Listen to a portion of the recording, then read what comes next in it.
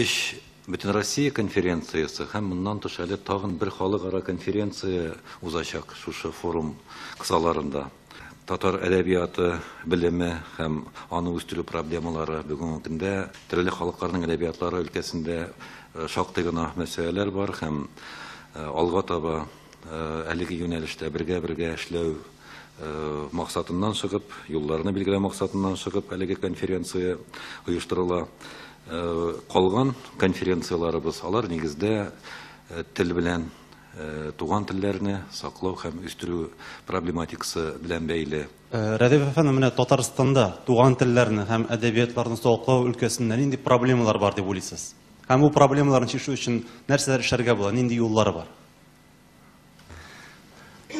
Без менә нәкъ шушы проблеманы безнең форум кысаларында узатылган түгәрәк өстәлгә чыгардык. Россиянең башка төбәкләреннән аермалы буларак, без аны бүген хәтта шулай дип әйтә алабыздыр, Россиянең бер генә төбәгендә дә менә мондый безнең республикадагы кебек система әлегә юк, эшләми.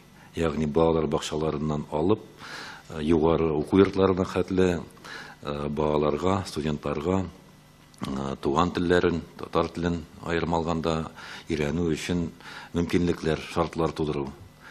Ягъни барлык учрежденияларда махсус тәрбиячеләр, укытучылар булдырылды, программалар, дәреслекләр бар.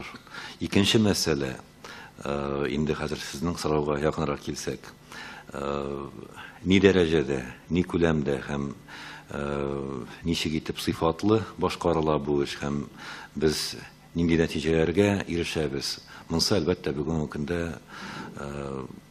бәхәсле, ул темага шулай бик озак итеп сөйләшергә мөмкин. Үрнәк районнар бар, үрнәк мәктәпләр, гимназиялар бар һәм үрнәк югары уку йортлары бар. Ләкин шулар белән бер рәттән балалар бакчаларына алып, югары уку йортларына хәтле шулай ук кызганычка каршы тиешле нәтиҗә бирә алмаган уку йортлары да бар. Сәбәпләре төрле.